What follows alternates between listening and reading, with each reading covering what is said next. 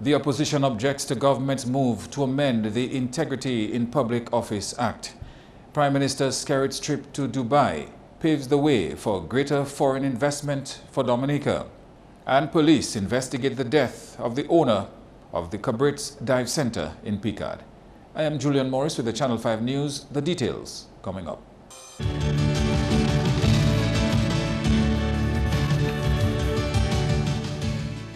First up, a decision by government to amend the Integrity in Public Office Act sparked some lively debate in Parliament on Tuesday. Clearly, the opposition does not support the changes to be brought about as a result of the amendment to the IPO Act, and they made it known in and out of Parliament. In fact, Mr. Speaker, I would have gladly supported this legislation if, in fact, it gave more power to the Commission, power to look into our foreign accounts, for example, into offshore accounts, power to go beyond the boundaries of this country, because increasingly politicians are finding easy and simple ways to hide and to pack their resources overseas. So we should be looking to allow the Commission the ability, the same way that they can look to see what assets we have locally. This Commission should be allowed to look into our positions, into our assets overseas. We should be calling for in this Honourable House more, not less accountability. They have so altered the substance and composition of the Commission by taking it down from 7 to 2 that the balance has been altered so fundamentally. You really cannot rely on that legislation anymore to ensure that there's going to be probity and there's going to be accountability and transparency in public life and prevention of corruption as a result of the work of this Integrity Commission. The new commission, to my mind, has been reduced to a farce. The government will have the balance of power, 2 members as opposed to 1 from the opposition, and they will have the authority as well to decide which matters before the current commission, which will become the former commission when this act becomes operational, which matters before the commission right now are going to be continued. Government MP Honourable Ian Douglas says the opposition's fears are unfounded and all government is seeking to do is to make the commission more efficient and effective in carrying out its work. Douglas says the Prime Minister will still be required to consult the Leader of the Opposition in the appointment of members to the commission. The purpose of the commission, Madam Speaker, is to be as independent as possible, not to be tainted by any political color. And that is what we continue to seek to achieve, Madam Speaker. And that is what this amendment will do. This amendment will prevent political parties from contaminating the Integrity in Public Office Commission. And that is what we are doing here, Madam Speaker. In its present form, Madam Speaker, it allows political parties to interfere with the workings of the commission by appointing political cronies onto the commission. And all we are seeking to do is to strengthen the commission by making the commission absolutely independent. Mr. Douglas dismissed the opposition's view that the amended legislation will result in the dismissal of matters which had previously been brought up before the commission. Madam Speaker, the legislation also gives the present commission the option, if they want to pursue matters started by the former commission, to so do. The discretion is placed in the legislation, Madam Speaker. There is no change in the structure or the balance. The Leader of the Opposition appoints 1 member, the Prime Minister appoints a member. And so there is equity and balance, and so that does not affect per se the number of individuals that would be representing each of the parties concerned. Individuals have found themselves on the commission based on their affiliation and ties with certain political parties. And of course, what that has done, it has sought to contaminate, to pollute the manner in which the commission can deliver on its functions, on its mandate. Consequently, we are saying that by virtue of the amendment, we will arrest the whole issue of contamination of the commission. And you would have noticed that the debate on the opposition end has not focused really on the issue of arresting corruption and ensuring integrity and that people deliver. Really, what all they are really presenting is the fact, look, we want to get to the point where we can have 7 individuals, or get back to the point where we have 7 individuals. But in view of the call for efficiency, quality in the delivery of service, I believe that it's a good piece of legislation, and that there is no reason why there should not be bipartisan agreement on the legislation before the House. Other top stories now. In a bid to receive more foreign direct investment, Prime Minister Skerrit recently hosted an event in Dubai on investment opportunities in Dominica. Prime Minister Skerrit traveled to the United Arab Emirates last week for 2 days for a series of high-level meetings with government officials and business people. According to reports out of the PR Newswire, Mr. Skerrit addressed a by-invitation-only dinner with over 60 prominent CEOs about possible investment on island through the Citizenship by Investment program.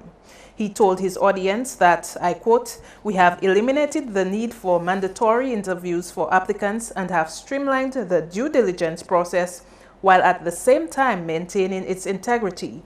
These efforts, combined with our responsible governance, have resulted in the expansion of visa-free and visa-on-arrival that bearers of Dominican passports enjoy to 120 countries." Close quote.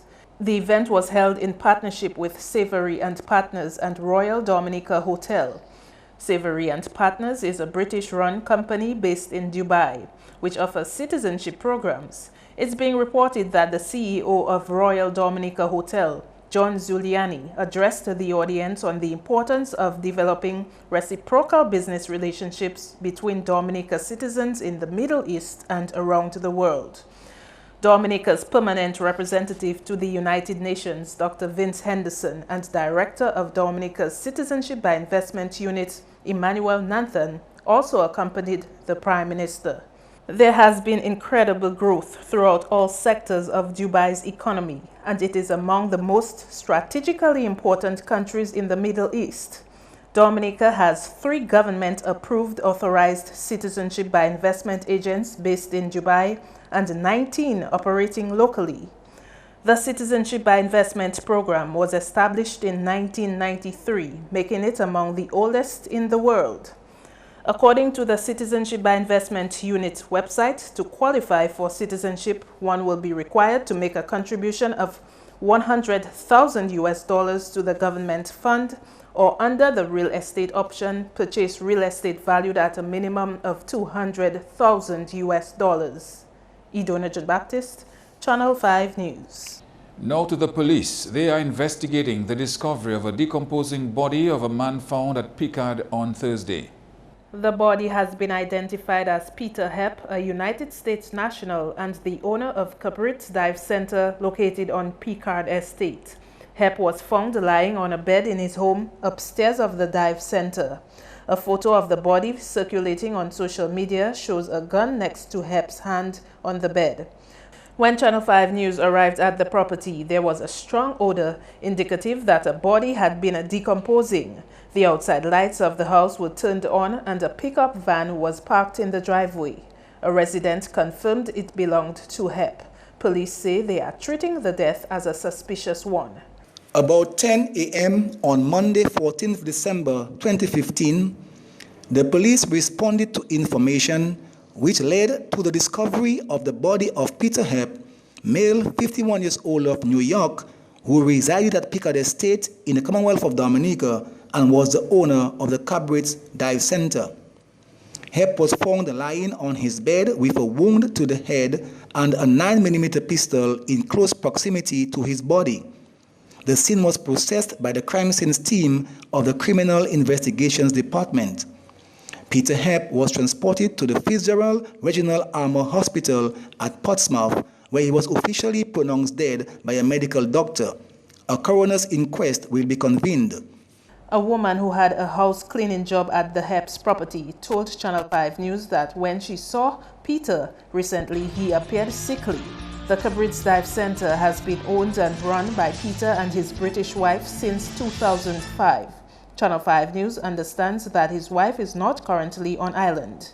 Idona John Baptist, Channel 5 News. Meantime, police are also investigating the death of a 64-year-old Elmsall man. Police say the body of Henry Austri was found on Tuesday about 6:30 p.m. on the Elmsall public road. We turn now to Prime Minister Roosevelt Skerrit, who has officially apologized to Baroness Patricia Scotland for the personal attack on her integrity as a candidate for the post of Commonwealth Secretary-General.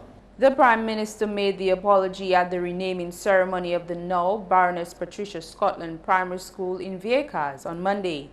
Baroness Scotland was on November 27 elected as the Commonwealth Secretary-General, the first woman to hold such a post. Baroness Scotland was ridiculed and attacked in a most vicious and personal way by some among us who, by virtue of the positions, should have known better.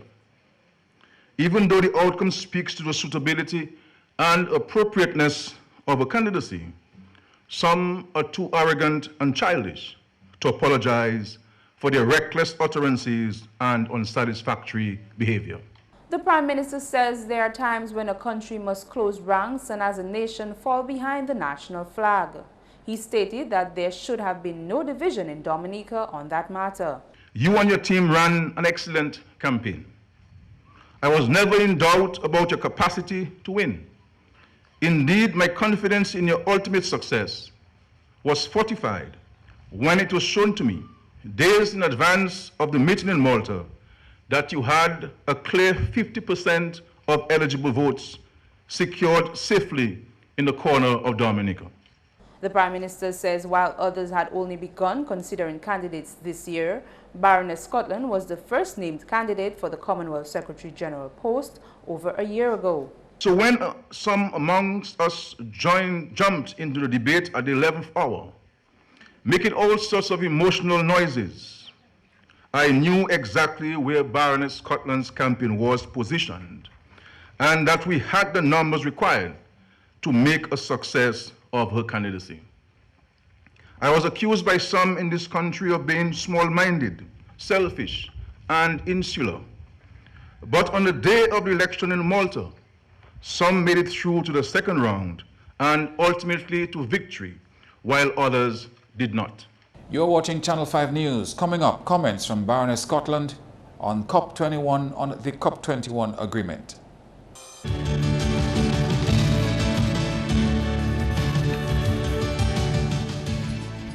Baroness Patricia Scotland calls the agreement on climate change made at COP21 a magnificent achievement.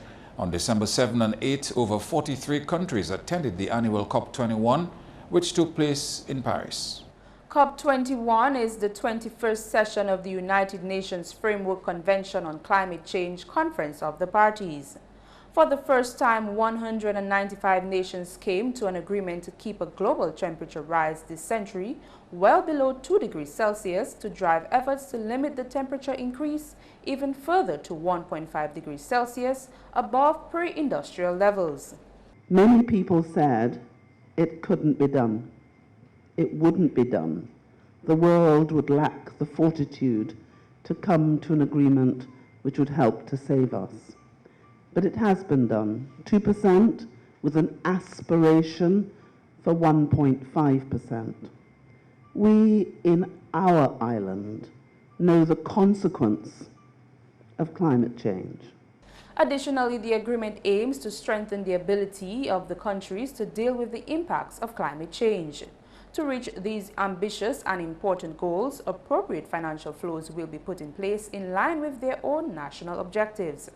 Scotland says Dominica felt in full force the realities of climate change, which affected over 90% of the country's GDP. Dominica is resilient, and even as I watched the damage in Petit-Savan and felt the pain of what was visited on us, I noticed the little green shoots that were springing up everywhere, and those green shoots speak of hope. And we have a great hope in this country that we will be the exemplar for the COP21, that we will build a resilient, sustainable, and economically vibrant country. And we here in Dominica can do that if we choose. Baroness Scotland says although these are troubling times, the people of Dominica are hopeful. Lurian Graham Carter, Channel 5 News. And Dominica's education revolution is being seen as a means of exporting skilled and educated individuals into the international community. This was among the aims of the advancement in the country's education system over 10 years ago. Prime Minister Skerrit, in addressing the welcome reception for Baroness Patricia Scotland on Monday, says educated individuals can help to better market Dominica. Dominica cannot progress and excel simply through the export of bananas, dasheen, and citrus. We have to look also at the export of skills, intellect, innovation, and expertise. By marketing Baroness Scotland, Erwin LaRocque, and Dr. Carissa Etienne, among others, the way we did, we are saying to the world that Dominica has much more than manufactured and agricultural products to offer. We also have skilled, intelligent, and educated workforce to market and export to the world. The Prime Minister says Dominica's educated populace can reap success in any sphere in the global arena. The education revolution we embarked upon 15 years ago was meant to produce a new generation of Dominicans. We cannot educate our people and then seek to hold them back. I look forward to the day when, as Prime Minister of Dominica, I can visit the White House in Washington and be met by a Dominican-born Secretary of State. I look forward to the day sitting in retirement and in vacants and listening to a Dominican-born Secretary General of the United Nations. We cannot, in this day and age, believe that others are better than us. They are not better than us, and neither are we better than them. But we must never believe that they're better than us. Dominica-born Baroness Patricia Scotland will take up the post of Secretary General of the Commonwealth on 1st April 2016. The people of Boudica and Delis can rest assured that the approach to the project at the Boudica Gorge will produce a safe outcome. Caribbean Concrete Limited, the company contracted to that project, is using shipping containers as a supporting structure for the installation of a Bailey Bridge to link Boudica and Delis. Heavy rains during Storm Erica caused the main road to collapse more than 200 feet. Project Supervisor Martin Esprit explained that the Bailey Bridge will be installed after the containers are stacked on top of each other. The Bailey Bridge is not going to be sitting on the containers. The container is just there to protect the fill. The bridge is not going to sit on the container. This bridge is going to sit on the hard rock here, on this side, and way past the containers. Nothing is going to sit on the container. Okay? That was, a lot of people doesn't know that, and if you don't ask a question, you will not be informed. Public Works Minister Ian Pinard has said the project to construct a temporary bridge in the area is estimated at $1.2 million. Idona Judd Baptist, Channel 5 News. That's news. Kenny Williams is next with your sports highlights.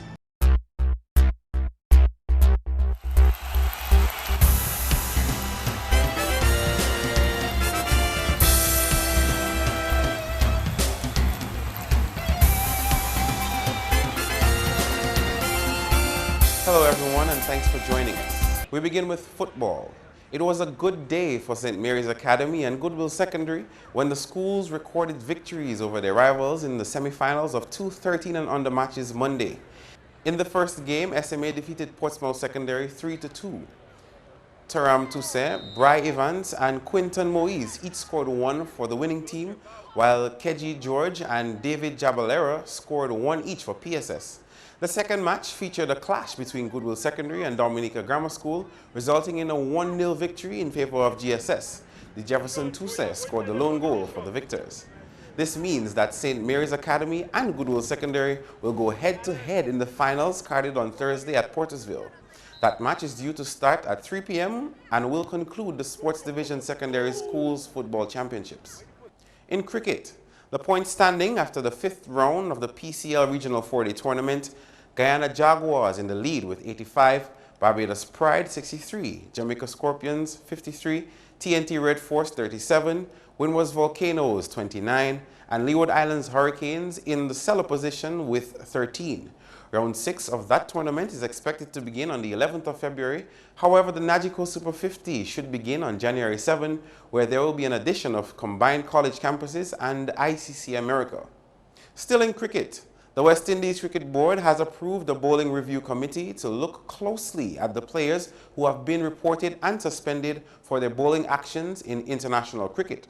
Some of those who have been reported are Shane Chillingford, Sunil Narayan, Marlon Samuels, and Kevin Cooper. WICB President Dave Cameron says the committee will review, assess, and make relevant recommendations of all the international players before they are allowed to bowl in domestic competitions. And finally, after the finals of the Under-16 Netball Championships between the Dominicas Grammar School Musicland and Cocoa Town Cafe PSS Friday, the coach of PSS, Cynthia Aaron, speculated that one of her players was being mistreated because of her alleged involvement in producing a compromising video. The coach spoke to reporters after the game to vent her concerns. From the time the game started, I had this uneasy feeling. Both umpires, that's Jennifer Nanton and Decima Roye, they were too hostile to the players. And the way the referee spoke to the girls, it was unbecoming, it was rude, it was ill-discipline of itself. Now I have a player, her name is Angela Casey. She was involved in some little girl business. And you have to forgive, you have to forget, you have to discipline. Now as a school, PSS took a decision to punish her for a game in NECS. That's when the whole thing came out. We lose that game because she wasn't there, among other reasons. And you know that child was heckled by the umpire, heckled everything she did or didn't do. She was called upon, which is her duty. But the manner in which she did it, it was not good. But the child was crying in tears, Miss J, I don't know what to do again. I'm doing nothing and they're calling against me, and the way they're talking to me, I don't like it, miss. I even hear that some officials were saying she should not be playing because of the video that was out for. That is not your place. Aaron says she will follow protocol and file a complaint to the relevant authorities. Meantime, in reply, match referee Decima Roy says the accusations brought before her are false. Portsmouth's coach is blaming me for them losing their game. And I see that as a high level of disrespect. And Miss Cynthia Aaron must stop put that in her children's head. Because after the game, when they see they're going back up on the bus, because even the school children would meet us after games. When they meet us on the road, you know, after the season, or while the season going on, they meet us on the road. So, and would tell us everything that is being said on the bus while they are traveling back home.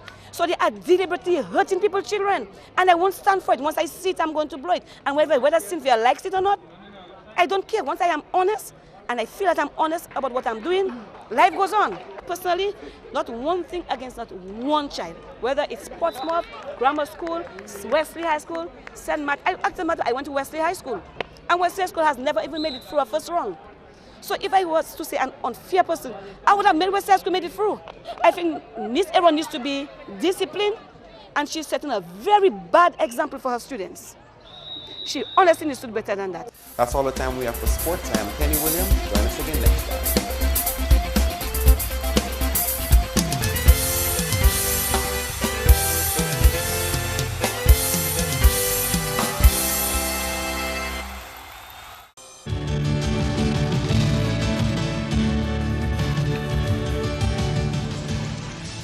Coming up next, your weather report. Good evening. Welcome to tonight's weather broadcast. The pattern of yesterday continued into today with water vapor imagery showing some mid to high level moisture across the area, producing high level clouds. Visible satellite imagery showed some low level clouds and high level clouds across the islands of the Les Antilles today, with radar imagery indicating a few scattered showers across the island today. Tonight's weather is expected to be partly cloudy with a few scattered showers, and similar conditions can be expected into tomorrow. Sea conditions are expected to be moderate in open water with waves peaking near 7 feet. For the next 3 days, expect occasional cloudy skies and scattered showers with an increase in wind speeds expected by the weekend. For the remainder of the Caribbean, partly cloudy skies with a few scattered showers can be expected into tomorrow. For the international cities forecast, clear skies in New York and Beijing, partly cloudy skies in Miami and Caracas, and overcast skies in London. The sun will rise tomorrow at 6:24 a.m. and set at 5:38 p.m. For additional information, feel free to contact us at weather.gov.dm or call the weather hotline at 447-5555. Thank you for viewing and have a good night. And now to end the news, the headlines. The opposition objects to government's effort to amend the Integrity in Public Office Act. Prime Minister Skerrit's trip to Dubai paves the way for greater foreign investment for Dominica. And police investigate the death of the owner of the Cabrit's Dive Center in Picard. Email us at news@mapping2k4.com. You can also access our past newscasts on our YouTube page. On behalf of the production team, I am Julian Morris. Thank you for watching. Join us tomorrow.